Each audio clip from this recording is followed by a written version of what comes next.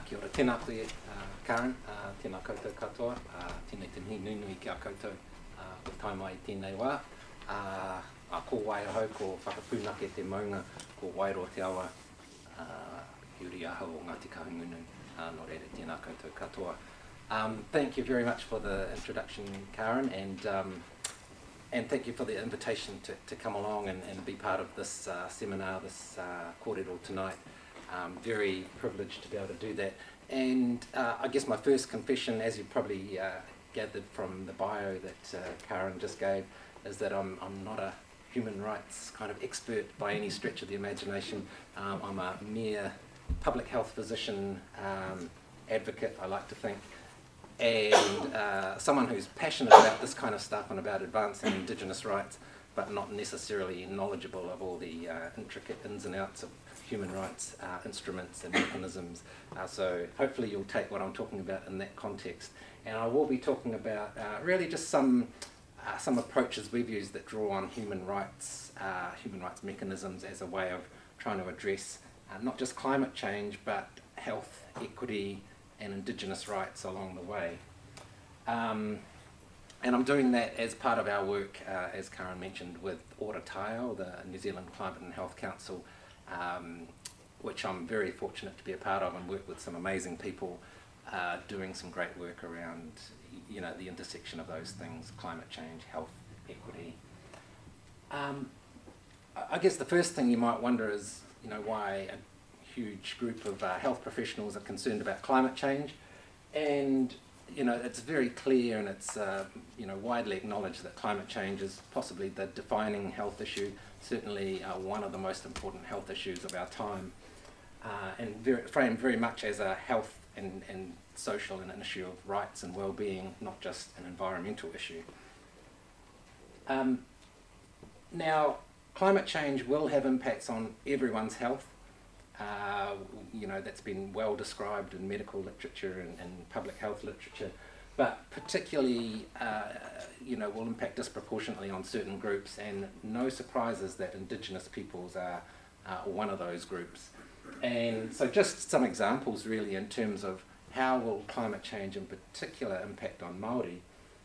This is by no means an exhaustive list, but you know, in terms of heat-related deaths and illness, greater exposure to those conditions which drive those illnesses among Māori, injury and illness from extreme weather events, food and waterborne disease, mental health, suicide, food security. All these things, Māori, through various means, are particularly vulnerable to these impacts. And you know, a lot of that is because of socioeconomic deprivation, poorer access to healthcare, cultural factors, the impacts of colonisation that have led to a situation where Māori are marginalised and particularly vulnerable to the impacts of climate change.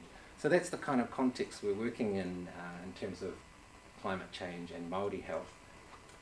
And on the flip side of climate change being a huge and really important threat to health, we also need to see it as an opportunity, and it's widely recognised and has been described by, you know, some of the world's leading medical journals as perhaps the greatest global opportunity we have in terms of tackling climate change. So we can actually align a lot of the things that we need to do to improve health will also contribute to addressing climate change. And if we're clever, we can design approaches that align not just climate health, but also equity and Indigenous rights. So just a couple of examples there, perhaps around active transport can be particularly effective for deprived communities, for Indigenous populations. There's another picture which Brad and I are part of a project working on marae food gardens. So another example of a kind of initiative that can do a whole lot of things, not just environmental, health, but also cultural, social, economic, and have much wider benefits. So there is that, but we also have to recognise that there are ways of addressing climate change that can do the opposite, and that can actually undermine and encroach on Indigenous rights. And here's an example here. So I think one of the issues often is that we see climate change as such a major threat that, you know, we want to do everything we can to try and address it, well, at least in theory. And often, you know, because it's seen as a sort of existential threat, we feel like we can, you know, almost the ends justify the means, and that we can do that at any cost, to try and address climate change at any cost. This is an example from Panama, but I think it has relevance here, of indigenous lands being flooded by after the construction of a hydro dam. Okay, so an attempt to try and move to renewable energy, to decarbonise the economy, but not one that's aligned with Indigenous rights. And so we can quite clearly see that there are ways of addressing climate change that can uphold Indigenous rights and promote our rights, and ways that certainly do the opposite. Yeah, and this is just another example of how climate change can impact on Indigenous populations, not just through the impacts of climate change itself, but through the policies that we might put in place and the strategies that we have to try and tackle climate change. So what I want to talk about for part of this talk is really to go through an analysis that we did looking at climate change and the right to health for Māori in New Zealand. And I'll talk through about why I think that's important a little bit later. But one of the things that I perhaps need to apologise for is that we don't have a lot of explicit reference to the United Nations Declaration on the Rights of Indigenous Peoples in here. It was done very much from a right to health framework, but there's a lot of synergies between the two. So firstly, what is the right to health? It's recognised by the WHO as the highest attainable standard of health, a fundamental human right. It's not just about having health systems that provide health care to ensure that, you know, illnesses are treated and that your health is maintained, but it's also about social conditions and economic conditions, providing those, you know, what we call determinants of health that allow everyone to be achieve their highest possible health outcomes. Does not equal the right to be healthy, unfortunately. We can't guarantee that to everyone. So this is the right to health framework that we used. It's made up of 10 components, which I won't go into in great detail. This is a very wordy couple of slides here, but essentially involves identifying the relevant laws, standards, etc. New Zealand has signed up to a number of human rights instruments internationally, and also has domestic laws and policies that align with that, you know, justify the right to health. States are obliged to progressively realise the right to health, so it's not okay to have retrogressive action. Some things are not just subject to needing to be progressively realised over time, but actually have immediate effect. So things like discriminatory policies, those need to be addressed immediately. Right to health includes freedoms and entitlements. I'll go into that. There's criteria around healthcare services. States have duties to respect, protect and fulfil, so to do things which look after Indigenous rights, not allow other third parties to encroach on those rights, and to actively put in place measures to uphold those rights. I'll talk about some of the other things: non-discrimination, equity, vulnerability. Active and informed participation is a key one here, particularly for Indigenous peoples, and this is one where UNDRIP, or United Nations Declaration on the Rights of Indigenous Peoples, you know, is particularly strong around the sovereignty, self-determination for Indigenous peoples. Also really important in the context of climate change is the responsibility of resource-rich states like us towards developing countries, and the obvious relationship there is with our Pacific neighbours, who are, you know, right at the tough end of climate change and already experiencing major devastating effects, and monitoring and accountability mechanisms. So I won't go through this framework, through all 10 points of it, but I just wanted to pick out a few things just that came through in our analysis. So we applied this framework to the issue of climate change and health for Māori, and identified a number of things. Because climate change is going to adversely affect the health of Māori, the New Zealand government should be taking all steps possible to dramatically, urgently reduce our greenhouse gas emissions, but also advocating at an international level for rapid movement towards zero carbon economies.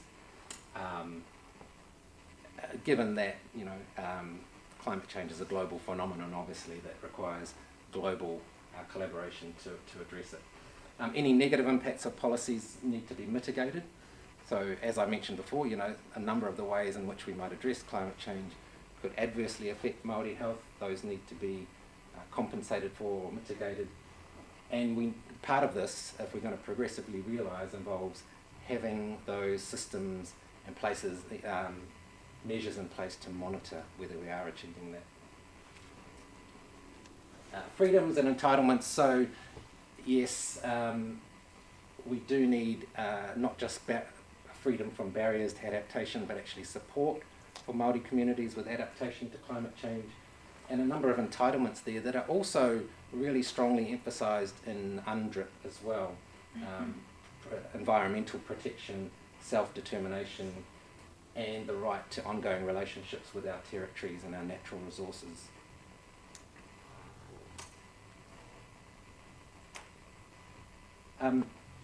This is a pretty key one here too in terms of Māori health, that a number of the ways in which our government has already responded to climate change are potentially discriminatory. And so economic instruments, and in fact if we had a well-functioning emissions trading scheme, that would certainly have the potential to be regressive in terms of having a greater impact on low-income families, Māori Pacific in particular.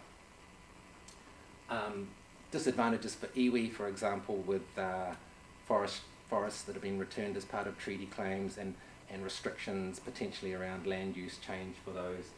Intergenerational equity, certainly, the impact on the rights of children and young people and future generations is huge. And it is possible to, as I mentioned before, do climate action in a way that is consistent with equity and reduces inequities rather than exacerbating them. So in terms of that particular piece of work around the right to health for Māori and the impacts from climate change, we concluded that because New Zealand has ratified a number of human rights treaties that include the right to health, it should be held accountable to its obligations, and we've identified a number of areas where the New Zealand government is not meeting its obligations to uphold the right to health for Māori in respect of climate change, as well as identifying a number of further measures that would be required to avoid further encroaching on that right. So I think this is potentially useful not just as a accountability sort of mechanism, but also in terms of highlighting some of those things that we might do to address climate change and align with health and equity and Indigenous rights goals. Yeah, so just following up on that, the implications of what we've really found through that analysis are that we have an obligation to urgently reduce our greenhouse gas emissions, as I said, domestically, and contributing to a global effort. That adverse effects on Māori health must be mitigated. Government also has an obligation to support Māori communities with adaptation. We know that a certain proportion of climate change is already locked in, and that even if we were to stop emitting greenhouse gases tomorrow, we would still face significant impacts from climate change. So regardless of what we do in terms of mitigation, we're going to have support for Māori communities who are often particularly vulnerable and face significant barriers to adaptation. And one of the key points here, and it's probably fairly obvious to most of you, but all of this really needs to be underpinned by Indigenous self-determination. And I think also really not just a respect, but a really prioritisation of Indigenous knowledges. And I think this is where we can actually see how upholding Indigenous rights can actually be of benefit, not just to Indigenous peoples and not just to Māori and Aotearoa New Zealand, but how Indigenous knowledges can be actually part of a decolonising approach to climate change itself. So the way I think about it is, Indigenous peoples are at the forefront of, climate action and of responses to climate change. I think what we've seen at Standing Rock with the Dakota Access Pipeline has been, a great illustration of that. That actually Indigenous peoples are leading the fight against some of the things that are going to be catastrophic for our planet, for human rights in general, and having their rights undermined in the process of doing that. So being subject to violence from police, to being arrested in many parts of the world, being murdered for protesting against this kind of fossil fuel development. So being the most marginalised, often having the least voice, but also having the knowledge and the commitment, the skin in the game, puts Indigenous people right at the forefront. And if we can uphold Indigenous rights, we can actually contribute to climate action that's going to benefit everyone. Because the way I like to think about climate change is that it's really the end result of a focus on Western style civilization, exploitation of natural resources. And often I find at a global level the way we're trying to solve climate change is coming from that same worldview, that same paradigm. And Indigenous peoples offer a different way of addressing that, and a unique system of knowledge that has a lot of ecological and a different approach to engaging with the natural world. So addressing and utilising Indigenous knowledges is key to our success in solving climate change, I believe. Just very quickly, I wanted to touch on one other little piece of work, and so as well as doing that analysis around what are the human rights implications and the Indigenous rights implications of climate change in New Zealand, we've started to use some of that analysis to inform advocacy and reviews around human rights that relate to climate change and Indigenous health. And this is one example from last year. I have to acknowledge Dr. Alison Blakelock, my colleague, who led a lot of this work, which was to do with the United Nations Committee on the Rights of the Child review of New Zealand last year.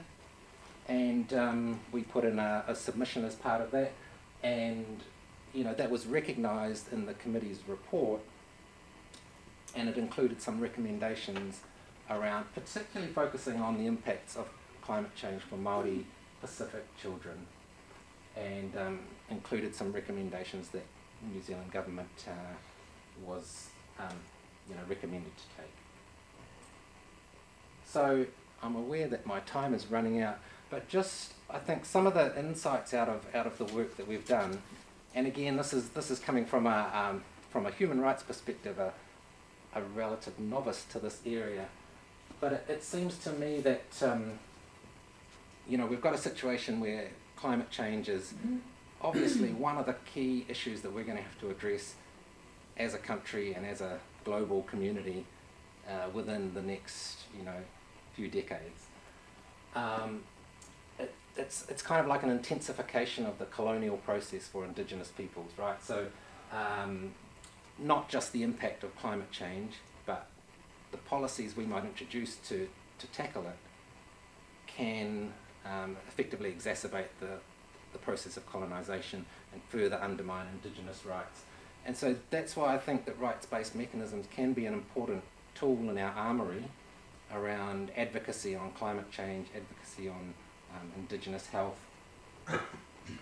And as I mentioned, you know, if we allow Indigenous peoples to exercise those rights, we can unlock that knowledge and that action that can help to address climate change and actually provide a unique and different way of doing it from the way that we're currently trying to address climate change.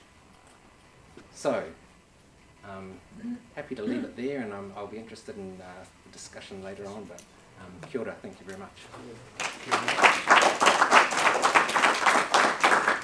Thank you, Rhys. Perhaps while Rhys's comments are really fresh in your minds, you might laugh.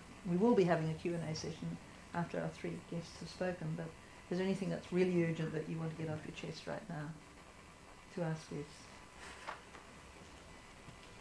How do you think Māori can help the climate change process globally? What wisdom, how would what would they bring to the table?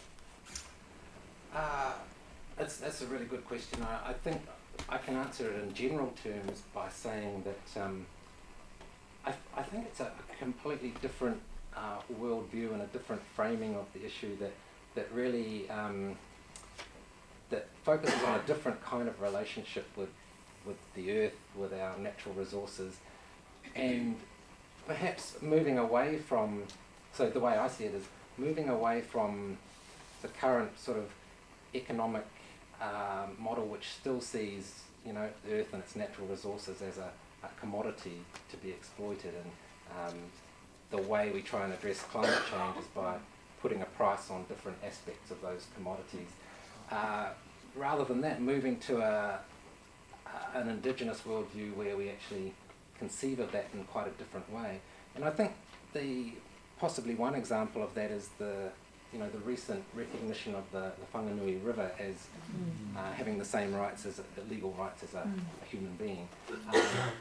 If we take that one step further and start thinking about, you know, Papatuanuku, the earth and its resources as, you know, having those similar sorts of rights and being incorporated into rights-based instruments and legal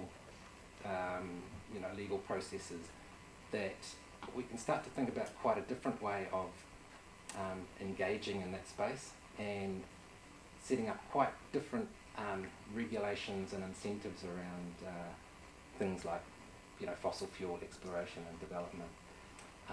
So I know that's a very general way of answering your question, but I think drawing on Māori knowledges and worldviews just offers that a totally different paradigm in terms of the way we tackle climate change. I was wondering if there's been a lot of discussion recently around water, which some of you guys might have noticed. I was wondering what benefits that perspective that you just mentioned could have on that debate and how it could be framed with a rights lens. Yes, so that's a good question, and you have to realise I'm a humble doctor, who doesn't necessarily know a lot about water and rights to water, but certainly from a Māori worldview, again, thinking about the way different cultural understandings and law around water could see that being utilised in a very different way, and particularly issues around, you know, pollution of waterways would be, you know, I think very, very differently managed. So if you can imagine Māori having sovereignty and self-determination over total sovereignty over waterways, you would see very different lenses being applied to, you know, things like farming and agricultural other land use that might be impacting on that waterway. And so again, I think it's an example where if we allow Indigenous peoples to exercise rights, we can see some of these environmental issues being tackled from a totally different kind of philosophical and you know, cultural perspective, that I think will allow us to get, you know, very quantumly different sort of outcomes. Yeah. What do you think some of the main barriers are at a government level to addressing some of the issues that you talked about? Some of the main barriers, yeah. Well, I mean, I think again it comes back to, I think, the current government, but I think you know, many governments around the world have this similar approach around sort of the primacy of economic development and economic growth, and I think that whole sort of philosophy and the sort of move towards a neoliberal type political environment reinforces that, and you know, sees the prioritization of economic development almost at any cost.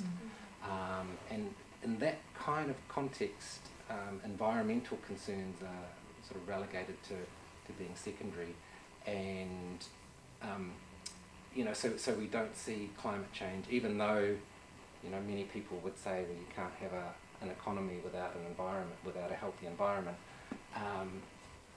That in the short-term political environment that we have doesn't actually create the incentives to do anything about climate change. And I think because of